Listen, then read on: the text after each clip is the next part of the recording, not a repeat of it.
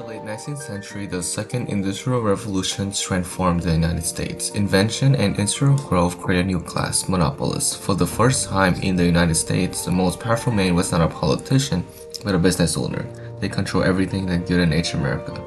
Oil was controlled by John D. Rockefeller, steel by Andrew Carnegie, and railroads by Cornelius Vanderbilt. Although monopolists and capitalism allowed transcontinental travel and economic success, it mainly benefited the 1%. Low restriction enabled corporations to abuse their power, expand horizontally and vertically, overcharge customer, and exploit the worker. Amidst the struggle, Wisconsin Governor and Senator Robert La Follette became the common man advocate. He sympathized with the struggle and helped fight corruption with the passing of primary election, regulation railroad, and worker protection law. His actions are a turning point in history because it set a new democratic standard. The impact of his work was felt not only in Wisconsin, but also across the United States. I feel like a lot of younger people don't know as much about La Follette as they really should because he was such an important politician and continues to be to this day. Robert La Follette was born on a farmland. His family worked hard for him to graduate from University of Wisconsin-Madison with a law degree. As a result of his popularity in school and exceptional oratorial skill, he was elected district attorney of Dane County. His time as district attorney strengthened his skill as a prosecutor and exposed him to many social and economic issues. La Follette's career took a big turning point in 1891 when he rejected a bribe from Senator Philetus Sawyer. It marked La Follette's fights against corruption and shaped him into the reformer known today. In 1897, La Follette spoke out against government corruption in his speech on Mineral Point. He explained that the principle of representative government and democracy were to benefit and serve the people, and at the time he strongly believed the government failed to meet those principles. His speech on government entry against Senator Sawyer boosted his popularity and got him elected governor in 1901. La Follette would continue to serve as Wisconsin governor until 1906. La Follette's career onward was heavily guided by the Wisconsin idea. Developed by La Follette, John Bascom, his teacher at UW-Madison, and his classmate, Charles Van Hise, it emphasized the university devotion to serving the public interest and improving society. The Wisconsin idea on La Follette reform spread like wildfire across America. La Follette's stance on railroad labor and corruption split the Republican Party of Wisconsin. The insurgent or supporter of La Follette wanted to protect and improve people well-being. This supporter predominantly came from the north and rural Wisconsin region. Pro-business or stalwart Republican practiced political machine and wanted to provide breaks for corporation. With the use of political machine, they dominated the southern Wisconsin region, especially large cities like Milwaukee. Many stalwart Republicans were bribed from eastern monopolies to remove La Follette from office. La Follette's major victory over corruption and political bosses was the adoption of direct primary in Wisconsin in 1904. Before the direct primary, Wisconsin governors were elected via the caucus system, where they were selected by a private committee, which prompted a lot of corruption and bribery. The direct primary abolished the caucus system, allowing voters to vote for the governor. Thus, the stalwart Republican and political bosses took a major blow. Additionally, La Follette extended direct primary power in 1911, allowing voters to select presidential candidate. No one was left behind in La Follette's democratic wrath, not even the railroad.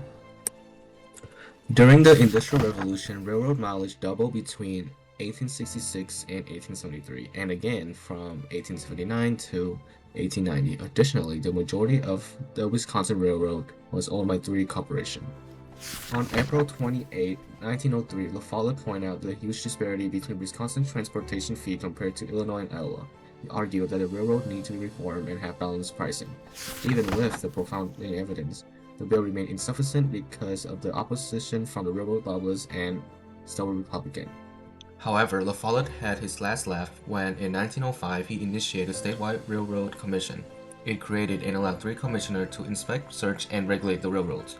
Soon, railroad prices were regulated and money was brought back into the hand of people.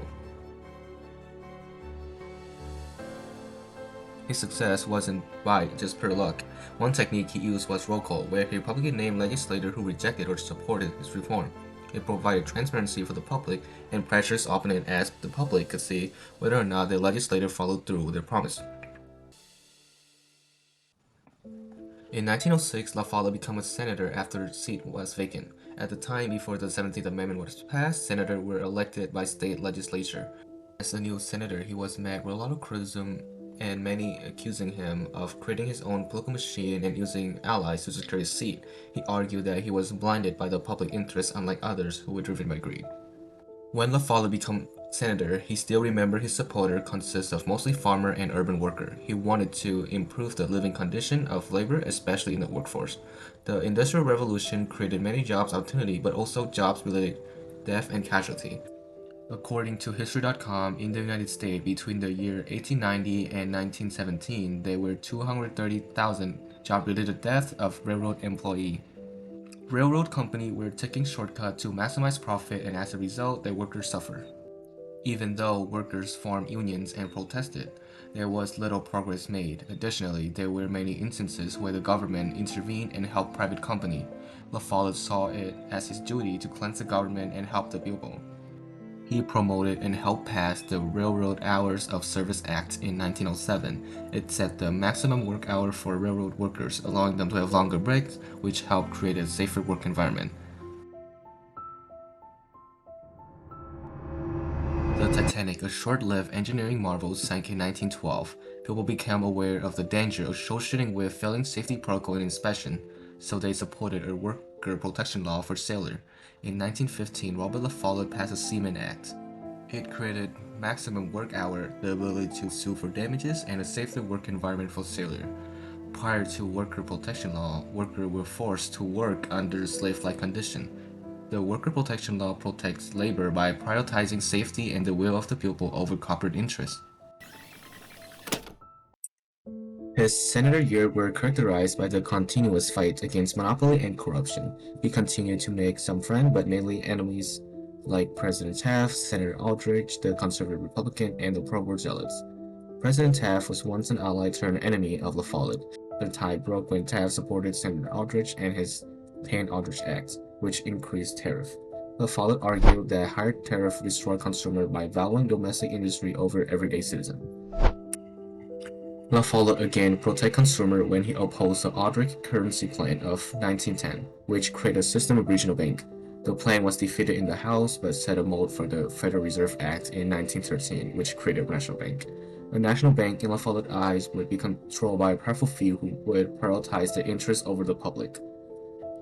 La Follette's warning about the powerful few would reappear in his speech for railroad regulation on April 26, 1913. He claimed that the supreme issue wasn't railroad, business, or tariff, but the encroachment of democratic rights by the powerful few.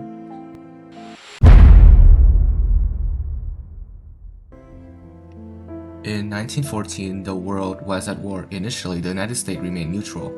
However, as time passes, the urges for war increase. On April 6, 1917, Congress initiated a declaration of war. La Follette argued that the U.S. entering into war was dictated by a powerful few. They used the press to sell that the war was for democracy when it's actually for commerce. His opposition to the war further alienated him, especially from the pro-war faction. La Follette shocked the press when he announced his candidacy as a Progressive Party nominee in the 1924 presidential election. He was met with a lot of backlash but also support. As a third party in a two-party dominated system, he was doomed to fail. He only won the state of Wisconsin and estimate 1/6 of the total vote. Even though he hoped to serve the American people longer, the stress of running for president and fighting against corruption wore La Follette. He died on June 18, 1925 as a senator.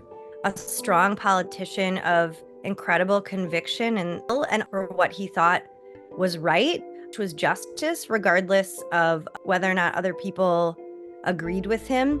In the end, La Follette's main achievement was creating a new democratic standard. He redefined the role of government, arguing their role was to put power in the hands of people, not corporations. Before La Follette, Wisconsin politics was dominated by traditional Republican and political bosses. La Follette made Wisconsin legislature more progressive and democratic. His fight and victory against corruption was shown through the creation of primary elections, tightening railroad regulation, granting worker protection law. They helped Wisconsin to become the most progressive state and the new model for democracy. This led to waves of reform across the country, with other states following in Wisconsin's footsteps. Much of the democratic rights we enjoy today were either touched or inspired by Robert La Follette.